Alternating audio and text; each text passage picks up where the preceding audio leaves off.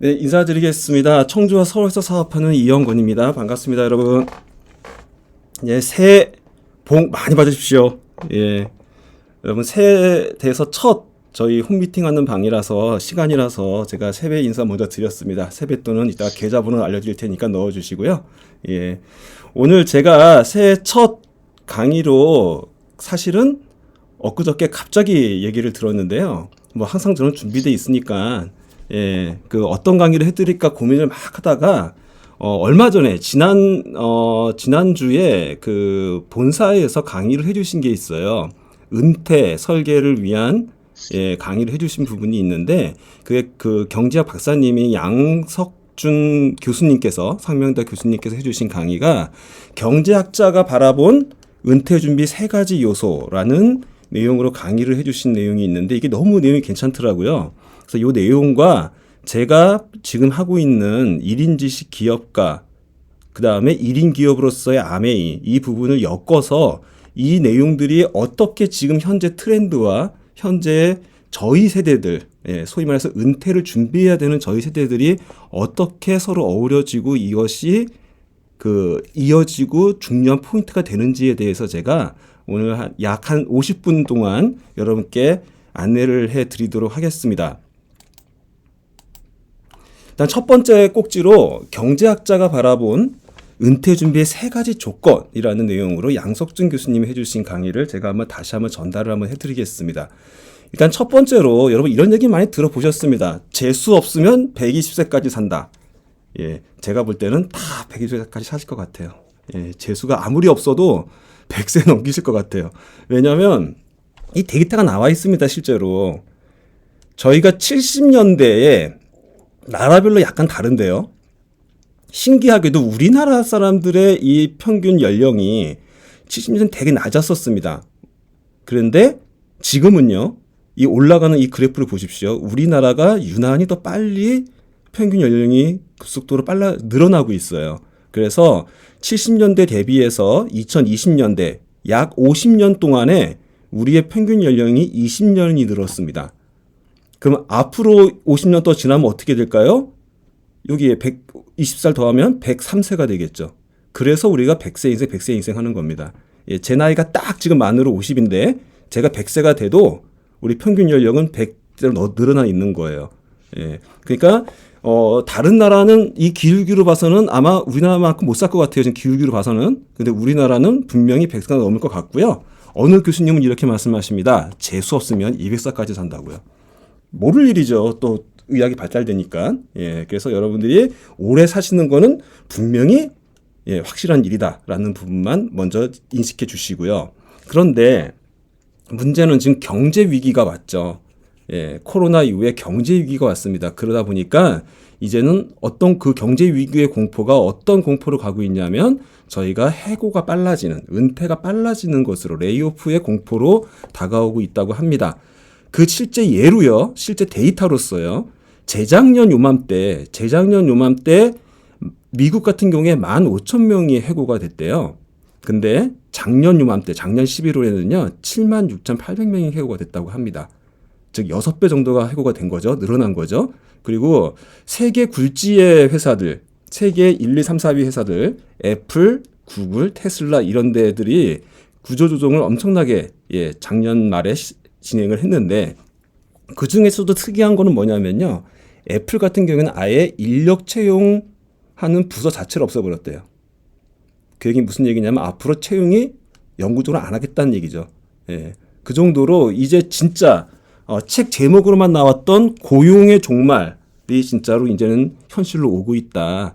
그래서 올해 2023년에 그 경기의 모습이 우리가 겪어보지 못할 정도로 되게 힘들 것이라는 예언들을 많이들 하십니다. 그 이유가 장기적인 침체이기 때문에 그렇거든요. 잠깐 들어왔다 오르는 개념이 아니라 장기적인 침체이기 때문에 그런 부분이고, 마찬가지로 삼성도 지금 비상경영을 선포했기 때문에 올해 아마도 요 흐름을 이어가지 않을까 싶습니다. 뭐 밝지 않은 전망이라는 얘기예요. 그러므로 뭐가 빨라진다고요? 은퇴가 빨라진다라는 부분을 감을 잡으실 거고요. 그러면 은퇴 어떻게 준비를 하긴 해야 되겠는데 어떻게 하느냐? 유독 우리나라는 은퇴 준비라고 하면 재테크에 몰입을 합니다. 예, 그래서 책들이 이렇게 많은 책들이 지금 열심히 많이 팔리고 있죠. 돈의 속성 엄청나게 팔리고 있고요. 예, 트렌드 코리아 엄청나게 잘 팔리고 있습니다. 근데 우리나라는 유독 이 부동산 재테크에 있어서 종결점이 한 가지가 있어요. 뭐 급한 대로 은행에도 넣기도 하시고 또 주식 투자도 하시고 이렇게 진행되시다가 결국에는 어디에 귀결되냐면 이 노란색 부동산에 귀결이 되는 게 우리나라의 재테크의 모든 분들의 아까 공통점이죠. 아까 우리 최명신 사장님께서도 예, 집이 너무 많아서 저희가 좀 집 좀 저희가 분배해달라고 우리 집사라고 말씀하셨던 그런 것처럼 우리나라 사람들은 유독 부동산을 좋아합니다. 예, 그런데 지금 실제 이 부동산 중에서도 우리나라 사람 제일 좋아하는 아파트 있죠. 이 아파트가 어떻게 변하고 있냐면요. 지금도 은행에 가시면 이렇게 나옵니다. 지금 수도권 아파트 사라. 예. 100억 부동산 부자가 될 수 있다. 이런 식의 아주 그 쇼킹하고 좀 땡기는 예, 이런 책들이 많이 나와 있는데요. 근데 실제 뉴스에 나오고 있는 내용은 이렇습니다. 이미 작년 말에 이미 2019년도 3년 전에 잠실 집값으로 이미 돌아가 있다. 서울의 집값이. 그래서 11억이었던 아파트가 6억이 됐다. 지금 4억대까지 떨어지고 있다. 그래도 사람들이 안 산다. 라는 이런 기사가 나오고 있고요. 실제 서울 아파트 주간 변동이 이러는 그래프로 떨어지고 있습니다. 예.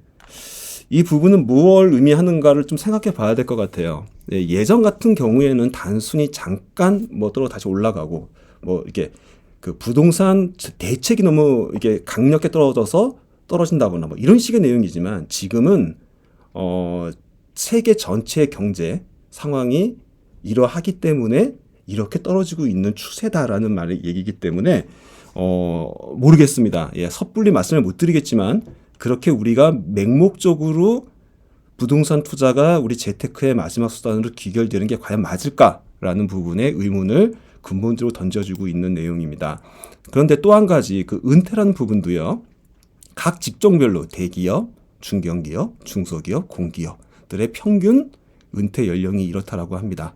그리고 우리가 생각하는 일반적인 사람들이 생각하는 기대 그 은퇴 연령은 51.7세라고 합니다. 그런데요. 실제 통계에 의하면 49.3세가 나온다고 해요. 즉 우리 생각보다 2년은 빨리 은퇴가 된다. 실제로 저도 그랬어요. 제가 3년 전에 은퇴를 했는데 제가 그 당시에 한 3년은 더 버틸 수 있을 줄 알았어요. 그래서 그때부터 이제 마음의 준비를 하고 있는데 마음의 준비 하자마자 잘리더라고요. 예. 생각보다 2년 내지 3년이 먼저 은퇴가 올 것이다. 라는 거는 이제 기정사실화 되어 있고요. 그런데 그렇게 되신 우리 세대, 지금 이제 50대 전후반인 5학년, 6학년 우리 세대 분들이 그럼 나와 집사람의 은퇴만 준비하면 되느냐? 근데 그렇지가 않아요. 우리 자녀들이요. 독립이 계속 늦어지고 있고요. 지금 자녀 한 명당 필요한 금액이 3억이 든다고 합니다. 이건 유학을 안 갔을 때 얘기입니다. 근데 우리 유학 좋아라 하잖아요. 우리 저기 자녀분들 잘 키우고 싶으셔서 예. 그러면 또 엄청나게 늘겠죠. 그리고 우리 부모님 세대 물론 부모님이 좀 경제적 여력이 있어서 오히려 혜택을 보는 부분도 물론 있을 수 있지만 부모님들이 예상보다 좀 죄송한 표현이지만 예상보다 오래 사시죠. 이미 100세 인세가 되셨기 때문에 예. 그래서 이렇게 오래 사시니까 부모 봉양도 어느 정도 해야 되고요. 자녀도 독립이 돼서 키워야 되고요. 근데 예전처럼 자녀가 나의 은퇴 후를 돌봐주겠지. 꿈도 못 꾸죠, 우리 지금. 예. 돈 안 뺏어가면 다행이죠. 예. 그러다 보니까 딱 이렇게 표현이 되어 있습니다. 지금 세대는 노후 자금이 200%가 필요합니다. 왜 자녀와 부모님까지 봉양을 해야 되는 끼인 세대이기 때문에 라고 합니다. 이분이 지금 교수시잖아요. 그래서 교수셔서 최근에 이제 연세가 돼서 은퇴하시는 교수님께 한번 여쭤봤대요. 교수님 내년에 정년퇴임하시는데 준비 잘 되셨어요? 그랬더니만 자신 있게 말씀을 해주셨대요. 그럼 나 열심히 연금 들어서 산학연금이나 공무원연금은 돈을 많이 부으니까요. 35% 이상 내기 때문에 아마 연금을 잘 준비하셨나 봅니다. 그래서 월 500 받아. 걱정 없어. 그리고 나 운동도 열심히 해서 건강 걱정 없어. 근데 그 다음 질문을 해보니까 이랬어요. 퇴직 후 뭘 하실 건가요? 집에 가만히 있지는 않으실 거고요. 대답이 없습니다. 예, 돈은 준비했는데 그다음 뭐 할지는 생각을 안 하신 거예요. 그래서 교수님 그 정도시면 이제 저기 친구분들하고 집 근처에서 같이 모여서 뭔가 하시면 좋지 않을까요? 근데 답이 없어. 왜 답이 없을까요? 친구가 별로 없어요. 예. 그러니까 그 은퇴라는 거에 대해서 우리가 준비를 할 때 이 돈적인 부분에 관심을 많이 갖다 보니까 정작 앞으로 살아야 될 날이 거의 반백년이 더 남았는데 40년 더 남았는데 뭘 하고 살지에 대한 생각을 안 해보신 거예요. 돈은 준비해 놨는데 두 번째 내가 어떤 사람들과 같이 어울려 살 거라는 데는 그 친구들을 네트워킹을 해놓지가 않은 거예요. 예. 이런 부분에 대해서 점점점을 끝나버리는 이 부분이 과연 은퇴 준비가 된 걸까요? 라는 질문을 던지고 계십니다. 은퇴 준비라 그러면 대부분 또 돈 준비가 안 되신 분들은 뭘 하냐면 재취업을 하시죠. 예, 대부분 재취업을 하십니다.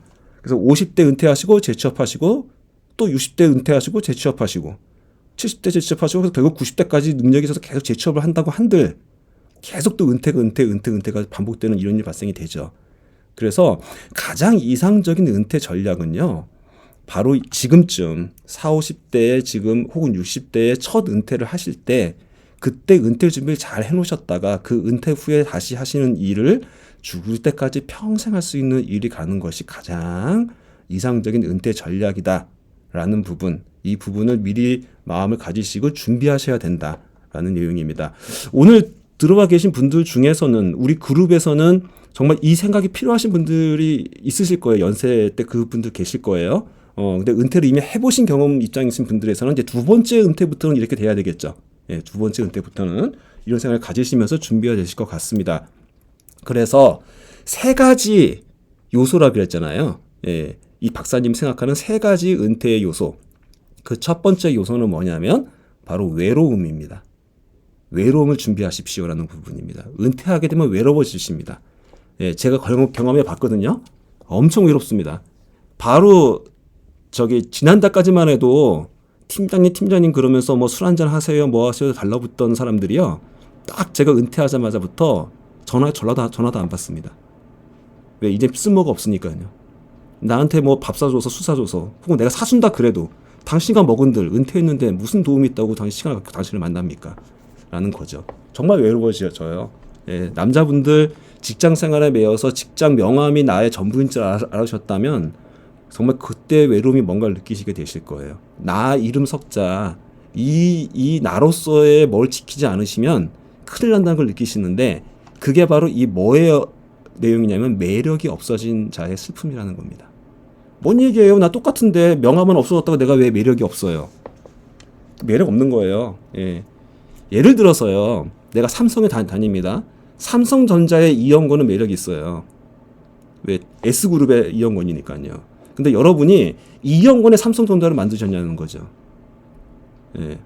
이영건의 삼성전자가 아니기 때문에 삼성전자를 띄어낸 이영건이는 매력이 없어지는 거예요. 예. 이런 인생을 사면은 바로 이 꼴이 되는 겁니다. 그러니까 지금 직장을 갖고 계실 때 얼른 나 이영건이에 자기 자신 이름 세 글자의 매력을 키우셔야 돼요. 예. 그 내가 설사 회사를 안 다닐지라도 나한테 사람들이 모이고 나를 필요로 하게 만들고 나를 놀고 싶어 하게 만들고 그런 사람을 그게 바로 매력적이라는 거죠. 매력 있는 사람. 네. 이 매력이라는 부분이 그래서 자산이 될 수 있다는 겁니다. 그래서 매력 자산 이 단어를 여러분이 우리 아메이에서는 늘 하는 얘기입니다. 매력 자산이 첫 번째 나오는 내용인데 이 매력 자산을 키우려면 뭘 키워야 될까요, 여러분? 내가 매력이 있어야 된다는 거는 내적으로도 혹은 외적으로도 제스처적으로도 말하는 것도 모든 나의 행동 전체가 매력적이어야 된다는 얘기예요. 상당히 사실은 어려운 자산입니다. 이거 꾸리기가. 그래서 계속적인 노력이 필요한 부분이고요.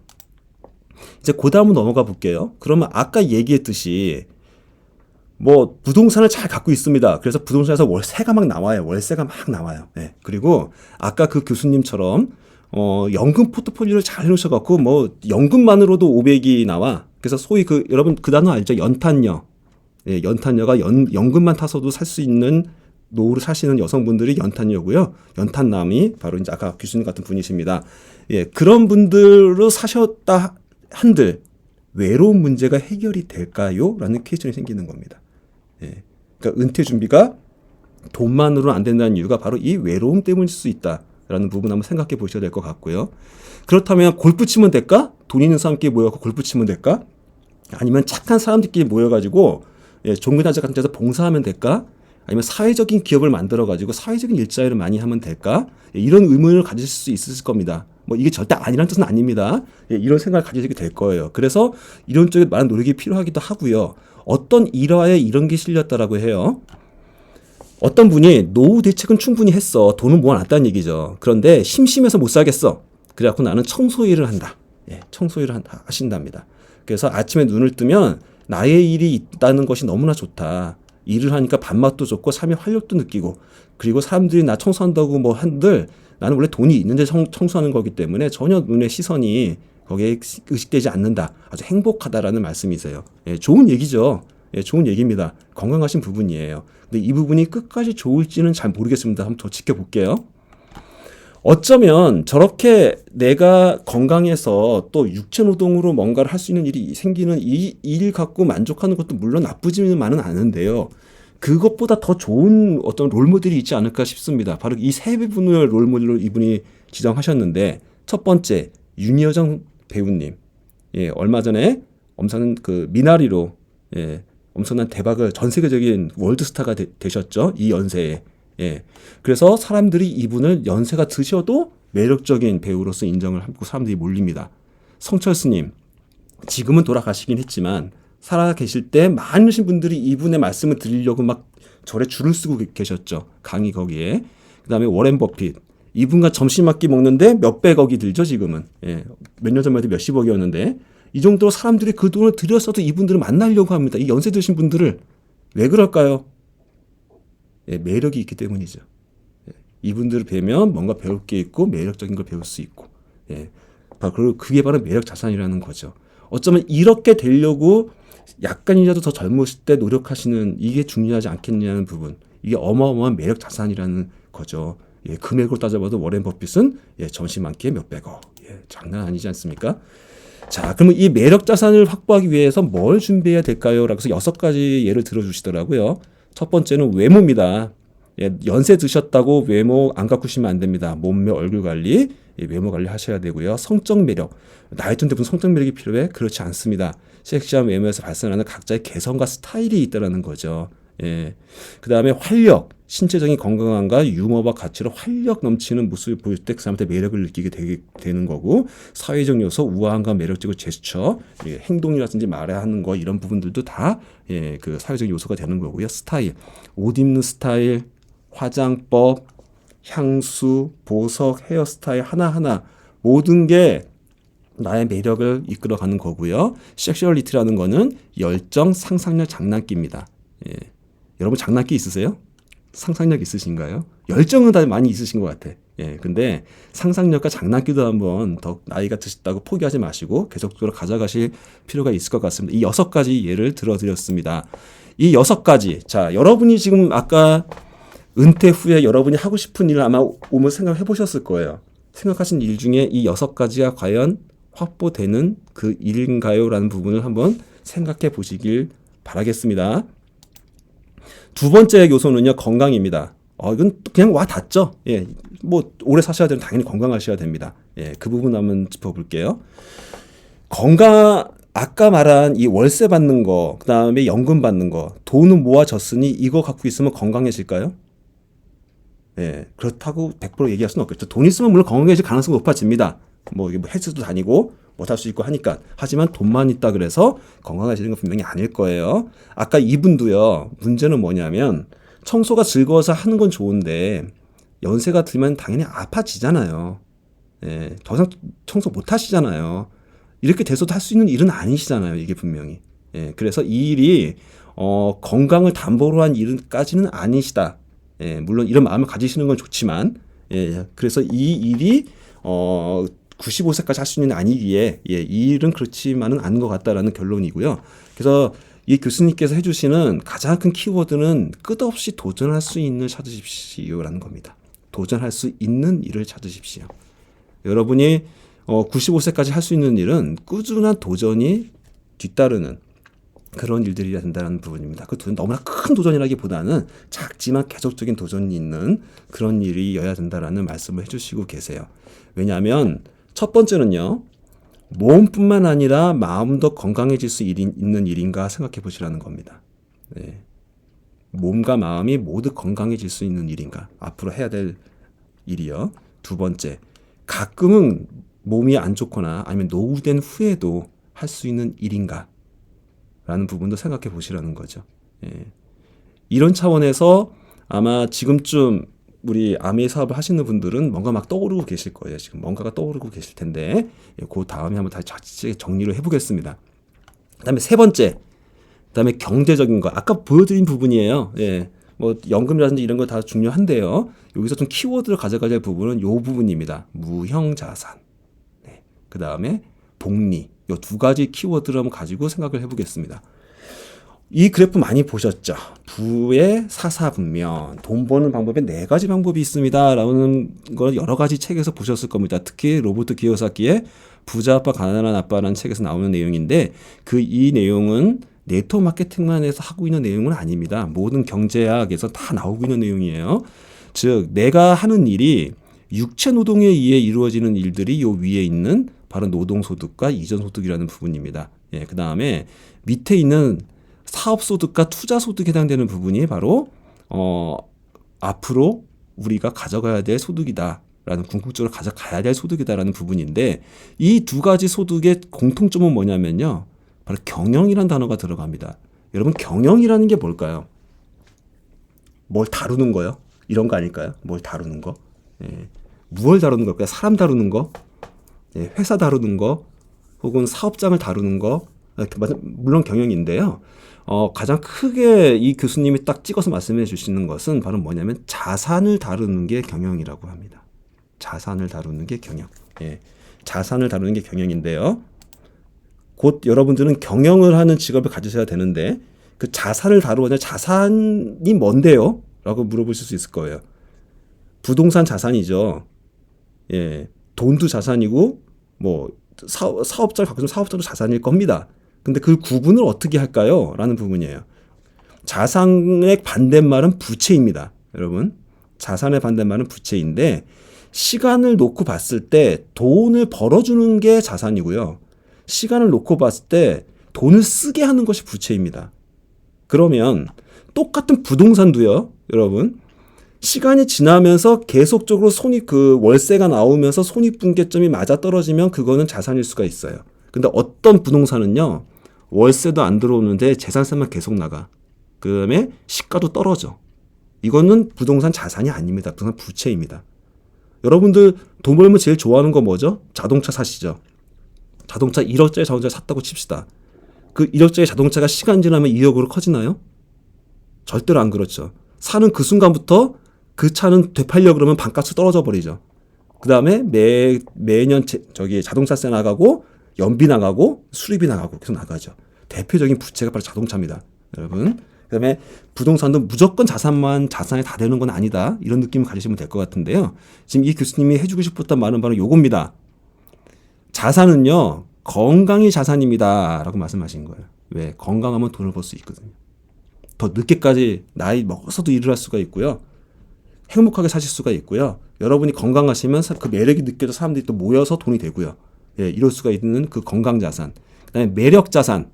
내적 외적으로 지성을 키우시고 사람을 포용할 수 있고 말하는 것 제스처 이런 것들을 잘 만들어 가시면 이게 매력 자산으로서 또 자산 역할을 합니다. 그다음에 경제 자산은 당연한 부분이고요. 바로 이런 부분들이 자산이십니다라는 부분이에요. 예. 이제 구분을 좀 하십시오. 예. 무조건 돈만 있다고 부동산만 갖고 있다고 자산이 아닙니다. 부채일 수도 있습니다. 자, 그러면 이제 우리가 사람이지만 우리가 우리 한 명도 1인 기업이란 생각을 가지시고 한번 기업들과 비교해 보자고요. 우수 기업들은요, 더 이상 부동산, 주식, 책, 저축 이런 곳에 예전에 많이 투자를 했었는데 이제는 빼고 있습니다. 이렇게. 계속적으로 마이너스로 이제 그 자산들을 빼고 있어요. 그 빼나가면서 뭐에 플러스로 투자를 더 올리고 있느냐면 바로 무형자산에 올리고 있다는 부분을 알려주고 있습니다. 이 무형자산이 뭘까요? 미국의 경우 S&P 500이라는 건 미국을 대표하는 500개 기업입니다. 이 S&P 500의 경우에도 75년도만 해도 이 무형 자산의 83%의 자산이 쏠려 있었고요. 무형은 17%밖에 안 됐었습니다. 근데 지금은요, 쭈르르륵 바뀌어가지고 90%가 무형 자산이고 10%가 유형 자산입니다. 예를 들면은 뭐 구글이다, 예, 또 뭐 있죠, 페이스북이다. 이런 데가 굴지의 회사잖아요. 그 회사가 무슨 물건 만들어 파나요? 다 무형 자산 만들어 팔잖아요. SNS. 예. 이런 부분 자체가 이제 업종 자체가 바뀌었다라는 거죠. 그러다 보니까 이 무형 자산의 비중을 우리 사람들도 키워야 한다는 얘기예요. 우리를 경영하시려면, 우리의 미래를 경영하시려면. 그러면 그 무형 자산이 뭔데요? 라는 부분. 대표적인 거 생각 딱 떠오르시는 거 있으실 거예요. 내가 만약에 어떤 개발자야. 그래서 아이디어가 많아. 예, 이것도 무형 자산입니다. 재산권이 있어. 뭐 특허가 있어. 예. 그다음에 컴퓨터 소프트웨어를 내가 만들 수 있어. 저작권을 갖고 있어. 프랜차이즈를 갖고 있어. 프랜차이즈권을 갖고 있어. 이런 부분이 기술이고 지적 자산일 수 있습니다. 근데 이건 약간 옛날 형식의 무형 자산이고요. 요즘의 무형 자산은 바로 이 부분입니다. 고객 자산. 내가 고객을 끌고 다니는 그 능력을 갖고 있다는 거예요. 그게 바로 브랜드 자산이고요. 그게 바로 브랜드 자산이고 영어권 이런 부분입니다. 바로 네트워킹이라는 거 있잖아요. 네트워킹. 이 부분을 여러분들이 어떻게 이해하시는지 모르겠지만 예를 들어서 여러분이 그런 분 계시죠. 그분이 뭐뭐 하자면 사람들이 울어서 그거 사 먹어. 그분이 뭐 한마디면 동네에서도 그분이 한마디만 하면 사람들이 울어서 그거 해. 보통 그분들이 통반장 하시죠. 예. 그분들은 이 고객자를 갖고 계신 분이세요. 실은 영향력을 갖고 계신 거죠. 그리고 내가 친구들이 많아. 그것도 고객 자산이 될 수 있고요. 여러분들이 열심히 암회 사업 하시는 분들은 열심히 내 밑에 다운이나 소비자를 많이 가지고 있어. 이게 엄청난 고객 자산이라는 부분입니다. 예. 모든 대기업들이 그런 분들, 그 능력을 키우려고 노력하고 있다는 그 흐름이라는 부분도 여러분이 이해해 주셨으면 하는 부분이에요. 고객 자산. 그래서 우수 기업들의 자산을 벤치마킹 하십시오. 바로 브랜드 자산, 고객 자산과 기술과 지식 자산, 플랫폼 자산을 플러스해서 기업들이 움직이고 있습니다. 그러면 우리 개인들도 마찬가지로 나의 브랜드, 나 이영건이는 어떤 사람입니다. 나 이기옥 사장님은 어떤 사람입니다. 나 손수호 사장님은 어떤 분이십니다. 라는 브랜드 자산, 거기에 내가 갖고 있는 지식과 내가 만나고 있는 내 주변의 네트워킹들, 예, 이 부분들이 플러스 됐을 때 나의 인생 이막을 이끌어갈 은퇴 후의 일이 평생 할 일이 만들어진다는 이쪽으로 디자인이 가셔야 된다는 얘기를 하고 있는 부분입니다. 그래서 이분이 좀 얘기하는 부분은요. 잘못된 브랜드 자산과 잘된 브랜드 자산을 좀 구분하고 있어요. 잘된 브랜드 자산은요. 컨텐츠 위주의 자산들입니다. 근데 예전 형식의 자산만, 그러니까 상품 같은 거로 너무 쏠려 있는 거. 얘네들은 브랜드 자산의 가치가 많이 떨어지고 있습니다. 또한 그 유튜브나 인스타나 틱톡과 같은 어떤 SNS 위주의 이런 성향을 갖고 있는 자산들은 앞으로 유망하지만 프랜차이즈, 돈이 들어가는 프랜차이즈 이렇게 기업 차리고 이러는 거 있잖아요. 몇천 몇 억씩 내야지만 할 수 있는 이런 사업들은 앞으로는 유망이 없는 예, 특성을 가지고 있다라고 설명을 하고 계십니다. 복리의 부분은 다 아시니까는 아시죠? 단위는 이렇게 올라가고 복리는 이렇게 올라가는 거. 바로 우리가 늘 얘기하는 퀀텀 리프라고 얘기하는 모순. 예, 바로 대나무가 4년 후에 쭉 올라간다는 바로 그게 복리의 원리인 거죠. 처음엔 티가 별로 안 나지만 이렇게 열심히 쌓아놓으신 여러분의 인적 자산, 고객 자산들이 어느 순간에 이렇게 터져 올라가는 예, 이런 플랫폼 사업을 하셔라라는 말씀을 하고 계십니다. 아까 그 유튜브를 얘기하다 보니까 그럼 나도 유튜버란 얘기냐? 예. 실제로 근데 유튜브를 이렇게 대박 나신 분들이 있어요. 저는 이분들 이름은 잘 모르겠는데 이분이 먹방으로 대박 나신 분이시고요. 이분은 저기 물건 파는 걸로 대박 나신 분이시라고 하는데 이분들이 한순간에 다 무너져 버렸어요. 왜냐하면 이분들이 이제 잘 팔로워들이 많으니까 거기다가 요런 제품들을 파신 거야. 건강기능식품이라고 하죠. 근데 이 건강식품을 파실 때 방송법에 말함을 잘못하면 예, 바로 쪽박 차는 수가 생깁니다. 예, 그래서 이런 부분에 대해서 망하는 경우도 있기 때문에 잘 하셔야 된다는 부분 분명히 알고 하셔야 된다는 부분이고요. 그래서 이런 식으로 복리의 원리 플랫폼은 유튜브, SNS, 주식 플랫폼, 은행 예금 플랫폼, 그다음에 좋은 네트워크 사업 중에서도 플랫폼을 활용한 투자, 이런 부분들을 예를 들고 계십니다. 그러니까 복리라고 해서 복리 상품에만 은행 상품 뭐 이런 데만 늘어난 뜻이 아닙니다. 자산이 어떻게 늘어나는지 그런 부분을 얘기하고 있는 거예요. 자, 2분의 마지막 결론입니다. 자, 이제까지 강의를 들으셨다라면 여러분이 들으시면서 나는 이제 앞으로 죽을 때까지 무슨 일을 나만큼 해야 되겠다라고 마음먹으신 그 일이 첫 번째, 재취업을 준비 안 해도 되는 일이십니까? 예스면 오케이. 그냥 언제고 잘릴 거야. 다시 재취업도 해야 돼. 이러면은 다시 생각해 보십시오. 100세까지 외로움을 해결할 수 있는 매력이 있는 일이십니까? 예스면 넘어가시고요. 아닌 것 같은데? 계속 어느 순간 외로워질 것 같은데? 라면 다시 한번 생각해 보십시오. 몸과 건강이 다소 약해졌을 때도 할 수 있는 일인가? 예스면 오케이. 그 다음에 100세까지 무형 자산을 계속 쌓아나갈 수 있는 그런 복리로 사업이 계속 늘어날 수 있는 사업인가? 예스면 최종 선택을 하시고요. 아니라면 자꾸 이렇게 여러 가지 생각을 그래서 트라이어 에러로 계속 해 가시면서 잘 찾아보시라는 그런 결론에 말씀해 주시는 우리 교수님의 말씀이셨습니다. 이 대목에서 제가 그 다음에 제가 이 아메이 외에 제가 본업으로 하고 있는 1인 지식 기업가 일을 좀 설명을 드리려고 합니다. 바로 창조 경제 시대에 1인 기업으로서 잘 사는 법이라고 제가 이름을 붙여놨는데 제가 하는 1인 지식 기업가 일이 바로 대표적인 1인 기업이고 여러분이 하고 있는 아메이도 1인 기업입니다. 이 부분이 왜 지금 트렌드에 맞는 직업인지 아까 그 교수님이 하신 말씀과 이어서 은퇴 사업을 한번 생각해 보시라고 제가 이어서 설명을 드리겠습니다. 제가 창조경제 시대의 1인 기업 잘 사는 법이라고 말씀드렸어요. 그럼 창조경제, 1인 기업, 잘 사는 법. 여러분 이 중에서 1, 2, 3번 중에 어떤 단어가 귀에 쫑긋하시나요? 네. 각자 다르실 수 있을 텐데 이제 물어보진 않을게요. 시간이 저거 하시니까 바로 넘어가 볼게요. 잘 산다는 게 뭘까요? 라고 질문을 던지시면 여러 가지 말씀들이 나올 거예요. 여러분들 답을 막 하실 텐데 요 앞에 지니의 요술 램프가 있습니다. 갑자기 지니 요술이 나타나가지고요. 지니가 물어봐요. 주인님 뭘 드리겠습니까? 뭘 드리면 가지실래요? 돈을 드릴까요? 건강을 줄까요? 그럼 여러분 뭐라고 답하시겠습니까? 저는요. 이렇게 답할 겁니다. 그 두 개는 당연히 주고 거기에다가 돈하고 건강 둘 다 주고 거기에 정신적인 건강하고 시간적인 건강하고 관계적인 건강도 다. 왜냐하면 이거 다 없이 한두 개만 있어봤자 평생 행복하지 않을 걸 난 알기 때문에 오히려 한쪽에 치우치면 더 불행해지기 때문에 라고 저는 답을 하렵니다. 즉 잘 산다는 거는요.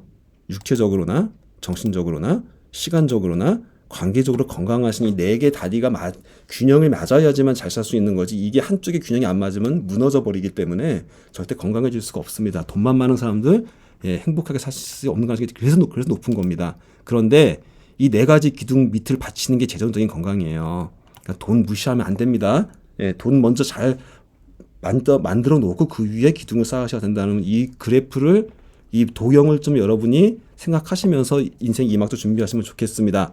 잘 산다는 거는 균형 잡힌 삶이라고 생각해서 저는 그 내용을 바로 자잘하게 살지 말고 잘 사는 법에는 제 책에 담아봤고요. 이 책이 제가 2년 전에 쓴 책인데 이 책이 이제 제가 바로 이 그래프를 그려 나가려고 회사를 그만둔 이후에 제가 어떻게 해나가고 있습니다라는 부분을 보여드린 그런 책이었습니다. 그 첫 번째 질문에 제가 이런 질문을 던집니다. 여러분의 꿈은 뭡니까? 여러분은 무엇을 하고 싶습니까? 무엇을 좋아하십니까? 어떻게 살다 어떻게 죽고 싶습니까? 제가 이런 질문을 던졌어요. 왜냐하면 이 질문이 제가 저한테 던진 질문이거든요. 반백년을 살았는데 딱 명함 없어지고 나니까 너무 허무해요.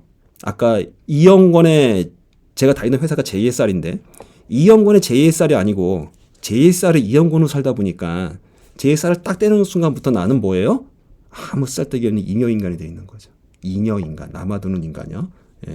그랬을 때 나는 난데 왜 내가 JSR로 살아왔지?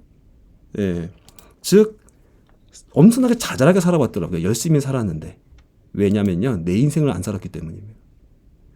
나머지 반백년은 내 인생을 살겠다. 그래서 이 네 가지 질문에 답을 찾아 떠납니다. 그런데 우리는 어떻게 살았어요?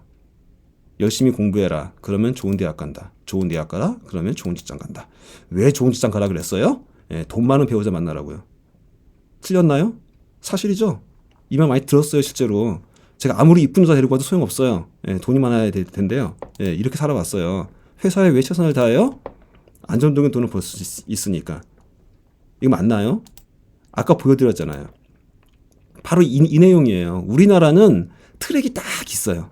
15대 먹어, 20대 먹어, 25대 먹어. 다른 길로 가면 안 돼. 다 너 대학 가라, 결혼해라, 애 낳아라, 뭐 옆에서 난리가 아니야, 그냥 막. 예. 이렇게 안 살면 안 되는 세상을 살아왔잖아요, 우리가. 예. 이게 바로 인생 교과서입니다. 우리나라 인생 교과서. 예. 그래서 이런 트렌드가 정확하게 통계청에 나와 있고요. 46세에 돈을 제일 많이 벌고 55세에 은퇴하고 그다음에 마이너스 인생을 살다가 벌어놓은 돈 까먹으면서 살다가 이제 80세에 돌아가셔라. 근데 80세 안 돌아가는 게 문제인 거야, 이제. 예, 이게 문제라는 거죠. 예. 지금 평균 수명 아까 잠깐 보여드렸지만 평균 수명이 이런 식으로 늘어나고 있는데요. 이게 약 10년에 4살씩 늘고 있어요. 그래서 아까 50년에 20살이 늘어난다고 말씀드렸던 거고요. 실제로 제 아버지 세대인 70년대에 바로 우리 아버님이 나를 낳으시고 나를 키우셨던 그 당시에는 할아버님이 실제로 60세 돌아가셨었거든요. 그때 실제로. 그러니까 정년 퇴임 때까지만 회사에서 돈 받으면 충분하잖아요. 재수없어 10년, 20년 더 살아봤자 퇴직금을 먹고 살면 되잖아요. 그러니까 회사 직장 일이 최고였어. 그러니까 회사 일에 집중해. 뭔 딴짓거리야. 여기 죄송합니다, 오상호사님. 무슨 딴따라야. 그런 거 하지 마. 예, 실제로 제가 들은 얘기고요.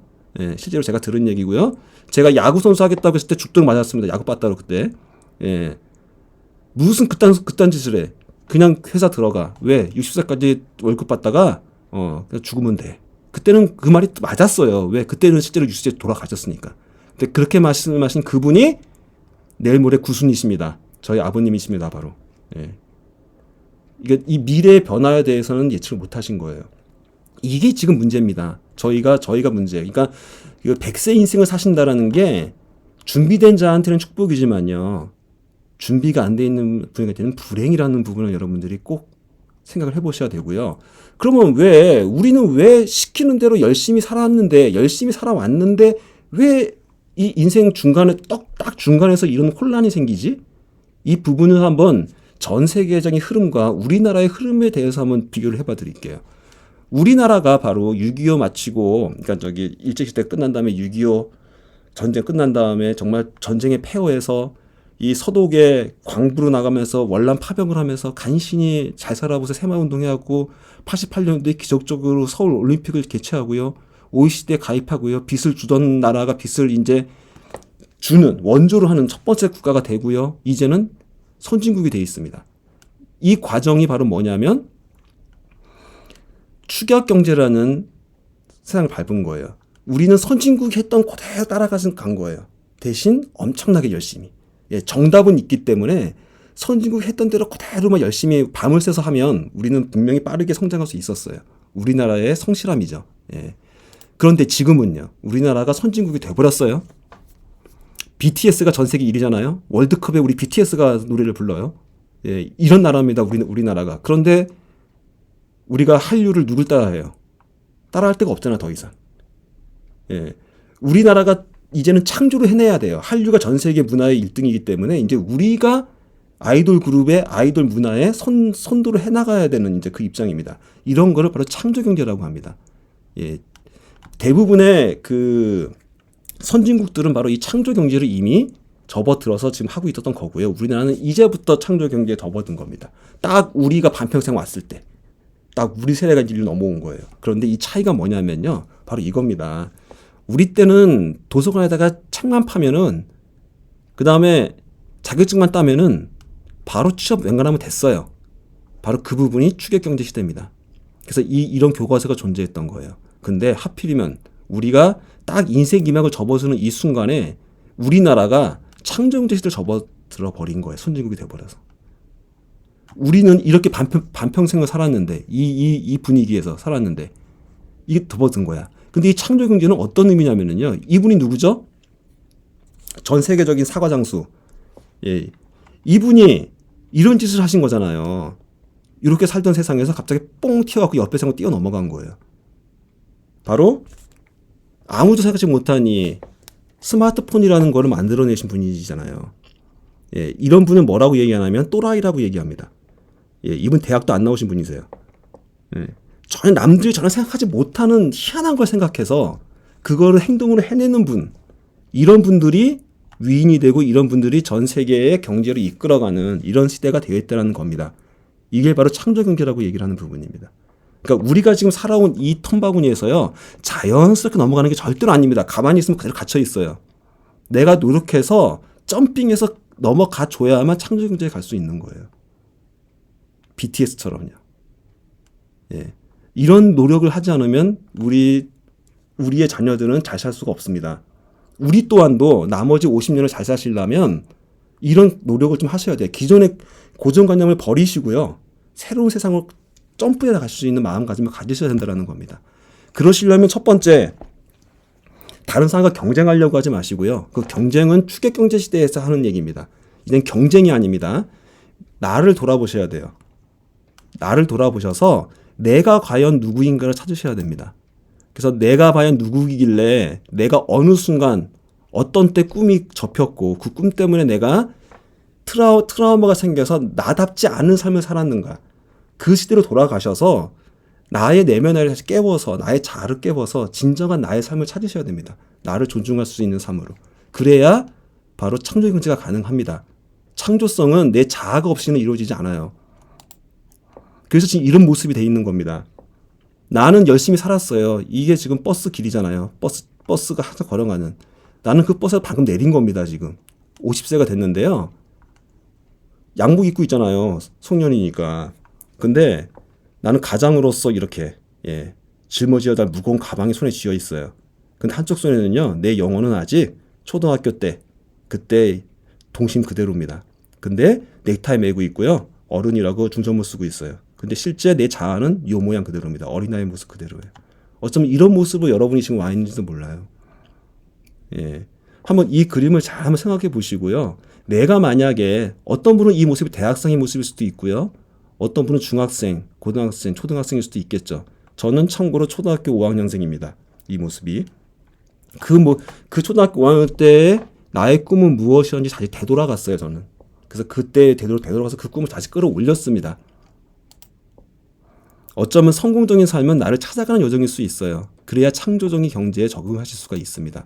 저희가 바로 찾은 저의 자아의 저의 꿈은 바로 여러분이 잘 알고 계시는 바로 이 컴스홈에서 발표한 우리 사업 설명의 자리 첫 번째 강의였습니다. 그때 제가 애프터 스피치 뛰쳐나가서 마이크를 잡는 이 순간 전 제 꿈을 찾았어요. 와, 저분 아메이 하려고 태어났나 보다. 그 얘기가 아니고요. 제가 마이크를 잡는 순간 제가 강의를 할 줄 아는 사람이라는 걸 제가 알게 됐어요. 남들보다 잘하는 게 중요한 게 아니라 내가 하고 싶은 걸 찾은 거예요. 내 달란트 내에서 내가 갖고 있는 재능 내에서 내가 제일 잘하는 걸 찾은 겁니다. 그래서 저는 이 강사라는 꿈을 꾸게 됐고요. 그 다음부터 더 열심히 아메이 활동을 합니다. 아메이 활동을 하는 이유 중에 하나는 강의하고 싶어서 했습니다. 진짜로요. 그래서 그때 찾은 꿈이 나의 꿈이었고요. 바로 이렇게 보시다시피 저는 22년간 화학공학을 전공하고 화학회사에서 일을 했었고요. 위의 사진은 제가 대학원 때 국립연구소에서 일을 할 때 연구원인 시절 20대 사진입니다. 그 다음에 이거는 일본 화학회사에서 중국에 파견 나가 있을 때 사진입니다. 20대, 40대. 어떻게 젊어 보이시나요? 근데 사실 지금 50대 제가 하고 있는 일은 이 일입니다. 어느 쪽이 젊어 보이시죠? 오히려 저는 지금이 젊어 보인다고 자부합니다. 왜냐하면 나에 맞는 옷을 입고 내가 하고 싶은 일을 할 때 더 젊어지세요. 이기옥사님이 괜히 젊어지시는 거 아니에요. 다 이유가 있습니다. 자기가 있어야 될 자리에 있을 때 그 사람은 젊어지세요. 근데 억지로 살아주는 삶을 살 때는 제 20대가 제일 늙어 보이지 않나요? 저는 그렇게 보여요.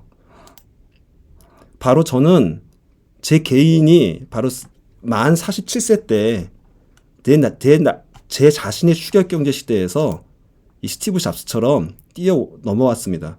바로 돈은 많이 벌 수 없을지언정 불안하지만 그 회사를 나와서 지금 아메 사업과 같은 1인 지식기업 활동을 하기 위해 일로 뛰어 넘어왔습니다. 바로 창조경제 접어든 거죠. 그래서 제가 한 일이 무료로 온라인으로 강의를 매주 이렇게 했었고요. 그래서 그거를 1년간 하고 나서 작년에 이런 그 국회 교육위원장 상을 제가 받았었고요. 올해는 그 이후로는 저기 요즘 들어와 계시는 우리 일라 아침 SNS 독서 모임이라고 매일 6시부터 7시까지 하는 모임을 있어요. 그걸 지금 1년 반째 계속 하고 있는데요. 이거를 내용으로 그 한국정보방송통신위원장이 또 상을 주셨습니다. 그래서 여기 2번의 2년 연속 지금 국회 상을 받고 있는데요. 저는 이 부분을 이렇게 인정하고 싶어요. 제가 화학공학을 인생 전반기에 전공을 했잖아요. 그래서 화학회사에서 일을 했잖아요. 그게 인생 전반으로 끝났지만 그 경험을 통해서 정반대 경험이긴 하지만 그 경험을 통해서 저는 인문학 강사가 되어 있고 그 공적이 인정이 돼서 이런 상도 받았다라고 저희 나름대로 정리를 하고 있습니다. 이런 제가 좋아하는 김창욱 교수의 책 이름이 이런 게 있습니다. 지금까지 산 것처럼 앞으로도 살 건가요? 라는 책이 있습니다. 여러분은 어떠십니까? 이 질문에 어떻게 답하고 싶으세요? 앞으로도 이렇게 똑같이 살 건데요 라고 답하신다면 여러분은 행복한 삶을 살아가고 계신 거고요. 아니요, 뭔가 좀 다르게 살아야 될 것 같아요 라는 의구심을 가지신다면 그게 오히려 정상이신 겁니다. 왜냐하면요, 오늘을 어제와 똑같이 살면서 내일은 잘 살 거야 라고 생각하시는 분이 계시다라면 아인슈타인 박사님께서 이런 말씀하셨습니다. 정신병자 초기 증상이십니다 라고. 세 글자로 죄송합니다. 미친 짓이라고요. 어떻게 어제와 똑같이 했는데 내일이 더 좋아집니까? 더 나빠지면 나빠졌지. 세상이 변하기 때문에. 지금이 딱 그 상황인 거예요. 세상이 너무나 빨리 변해. 그것도. 그렇기 때문에 가만히 있잖아요. 어제 하던 대로 그대로 하잖아요. 그럼 이미 옛날 사람이 돼버린 거예요. 트렌드에 안 맞아. 더 좋아질 수가 없어. 나빠져. 분명히 아파트를 사놓으면 올라야 되는데 지금 아파트 사면 망할 때가 됐을지도 모른다는 거예요. 상황이 변해서. 근데 단어가 똑같이 또 아파트를 사. 뭐 이런 거 안 맞다는 얘기를 말씀드리는 겁니다. 물론 부동산은 제가 잘 모르니까 그 너무 믿지 마십시오. 그 말은 제 말은 또 오해하실라. 거기서 제가 힌트를 가장 크게 얻은 게 바로 우리 이 아메이 시스템에 있는 고게더 시스템입니다.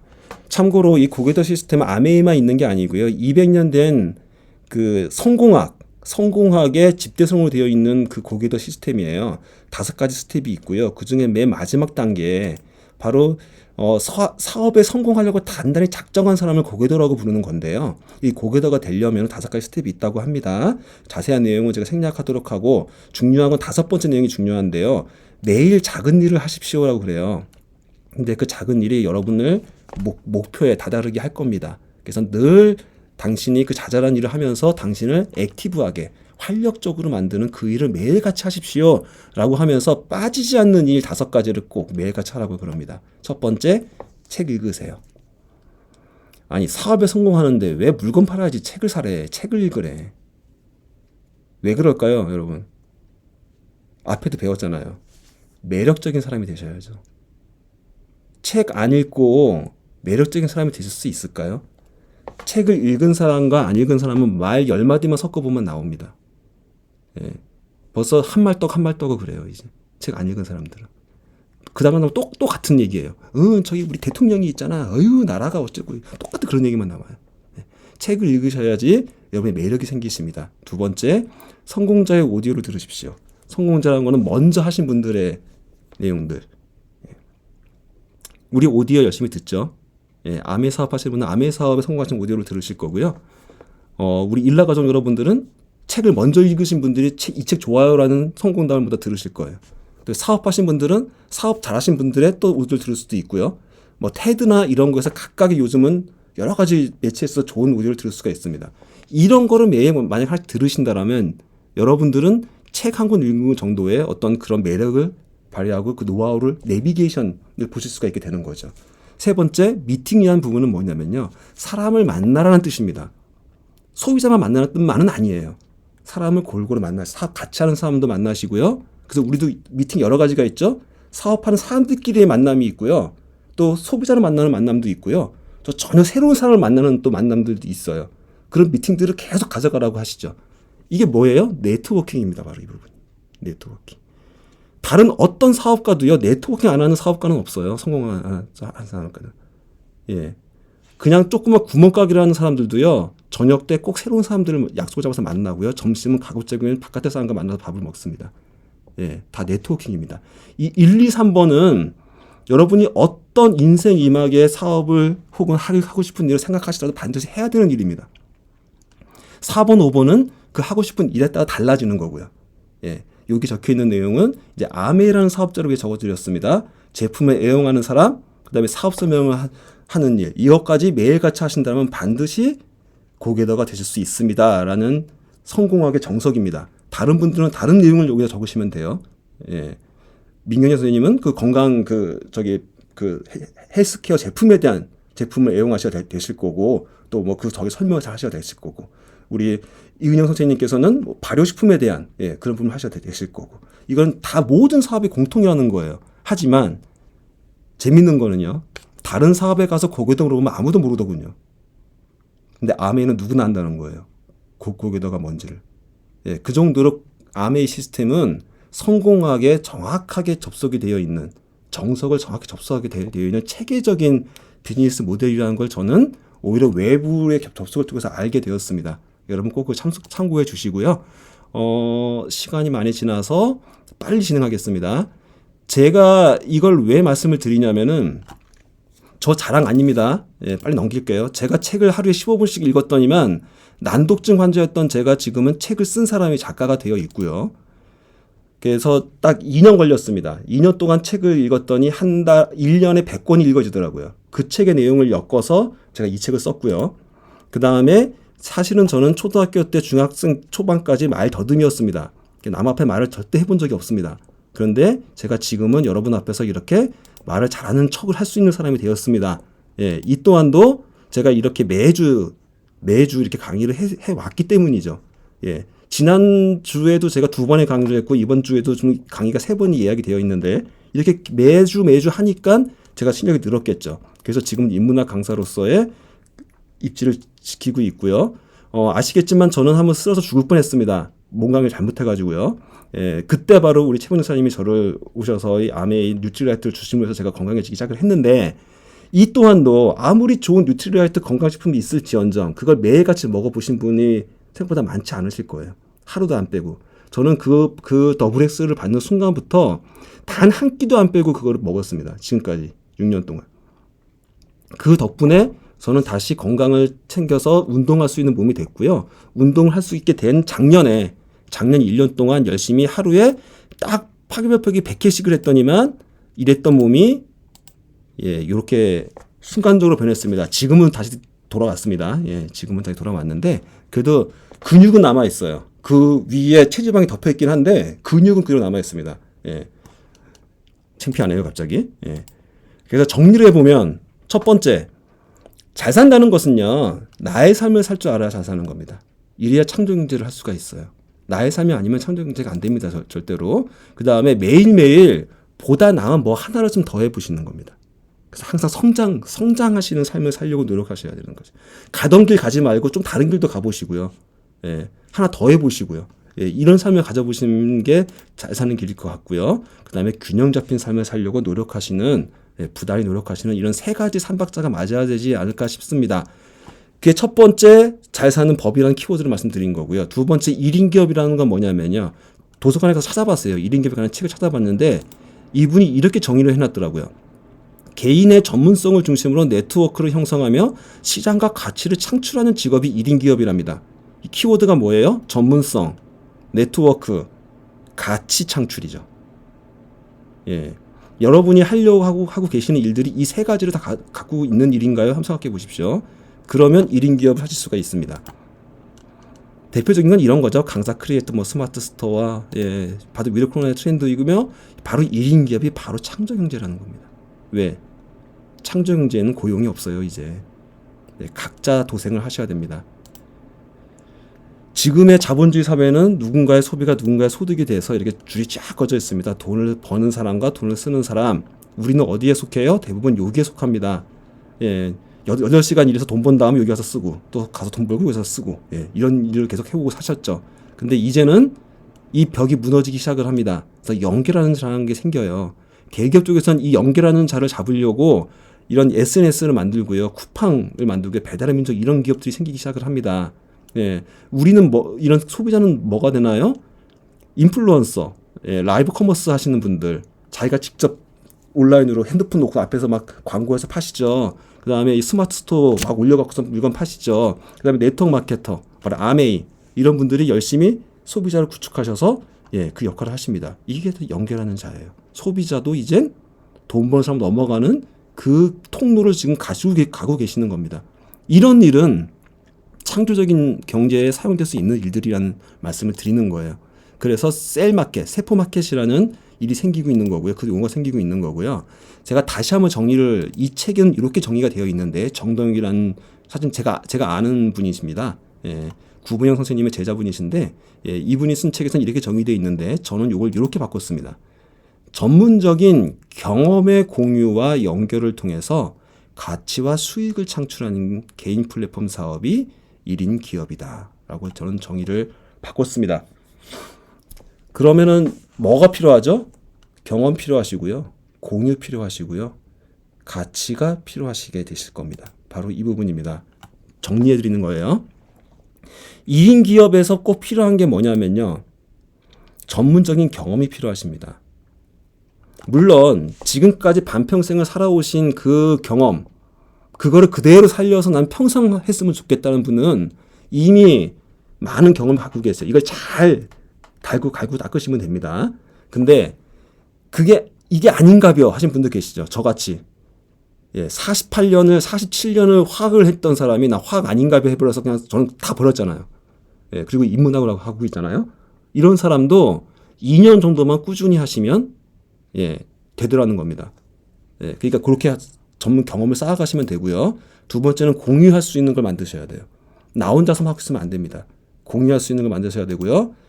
연결도 하실 수 있어야 돼요. 생산자와 소비자를 연결할 수 있는 것도 할 수 있으셔야 돼요. 그 다음에 가치가 있는 일이어야 돼요. 근데 연결하는 게. 그럼 그게 뭘까요? 첫 번째, 경험은요, 컨텐츠로 구체화됩니다. 컨텐츠가 뭘까요? 좀 이따 설명드릴게요. 그 다음에 공유라는 거가 결국 마케팅입니다. 예, 경험을 공유할 때 마케팅이 만들어지는 겁니다. 세 번째로 연결이 바로 네트워킹입니다. 예, 여러분 마케팅하고 네트워킹하고 계신가요? 과연? 이거는 딴 사람이 하는 거고 나는 콘텐츠만 만들래 이러고 계시진 않나요 혹시? 회사에 있을 때처럼. 회사는 구분해도 돼요. 회사는 구분해도 됩니다. 회사는 왜 영업부가 따로 있고 영업관리팀이 따로 있고요. 예, 그 다음에 생산부가 따로 있어서 이걸 분리해도 돼요. 근데 우리는 1인 기업, 우리 한 명이잖아요. 내가 콘텐츠 만들고요.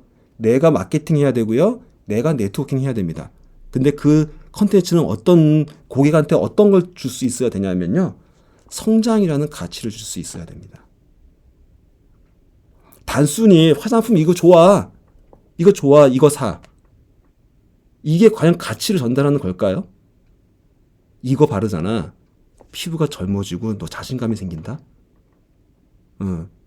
이런 식의 뭔가 이걸 바르면 내가 더 에너지가 있고 매력적인 사람이 될 수 있어.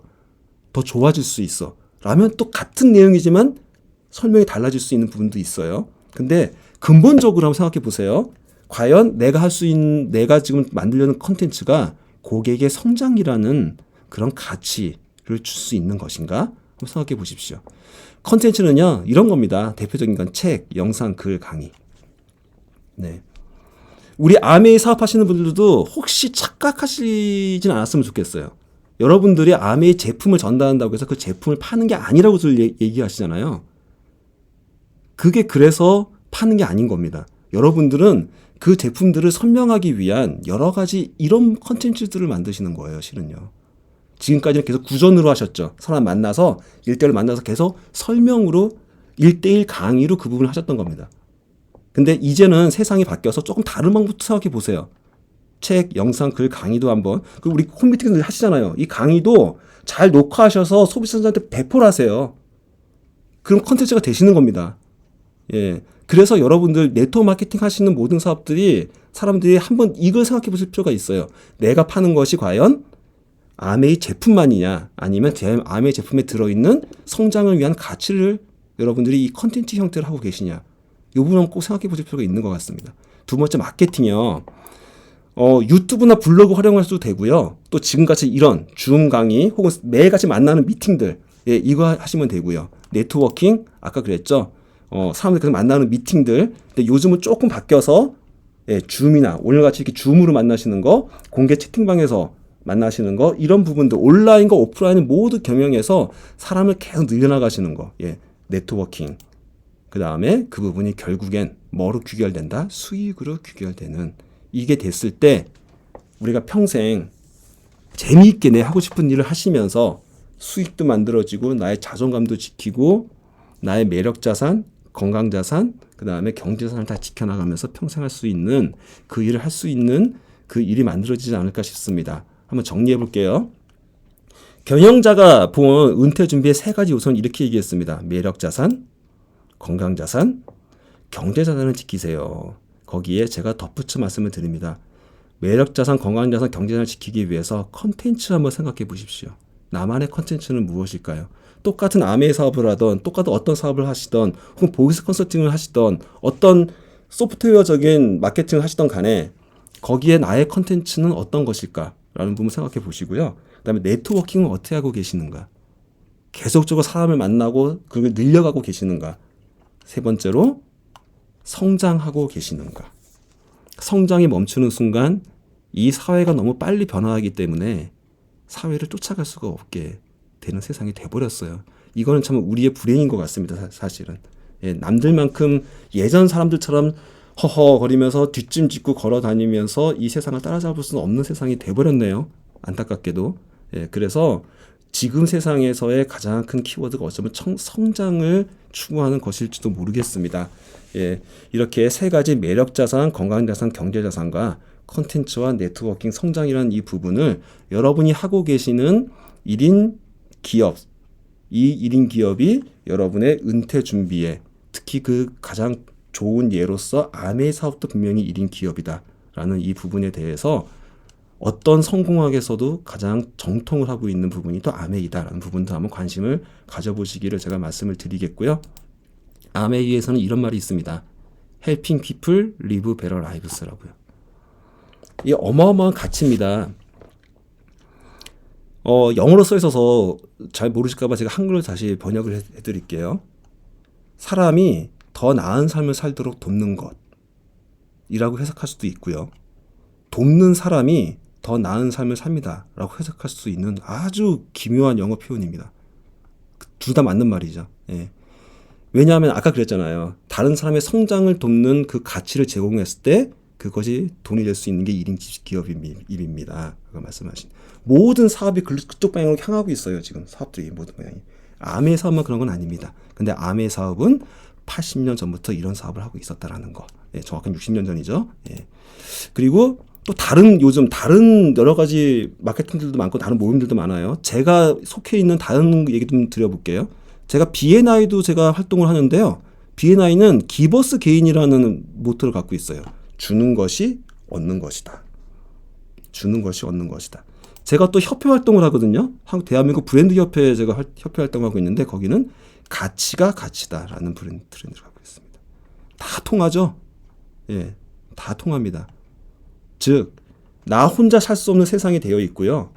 나 각각의 자아를 찾아서 그거를 같이 하면서 서로 도우면서 서로의 성장을 서로가 부추기면서 사는 그 행동이 바로 잘 사는 법이 되는 거고 앞으로 살아남을 그 은퇴 설계가 되는 거고요. 저는 그 은퇴 설계의 사명성을 이렇게 정했고요. 나 자신을 찾고 나의 해냄을 바탕으로 보다 나은 삶을 사는 사람들에게 실질적인 도움이 되겠습니다라는 이름으로 바로 제 1인 지식기업과 잘 사는 멘토 스쿨을 만들었습니다. 여러분 모두가 잘 사는 멘토가 되는 그날까지 제가 열심히 이렇게 저의 그 아메이의 뜻 헬핑 피플 리브 베터 라이브스의 그 가치를 제 나름대로 승화시켜서 제 평생의 직업으로 은퇴 설계를 갖고 있는데요. 여러분들도 이런 좋은 방향의 트렌드에 맞는 방향으로 여러분이 행복한 은퇴 생활 설계하셔서 행복한 삶을 살 수 있기를 바라겠습니다. 긴 시간 들어주셔서 감사합니다.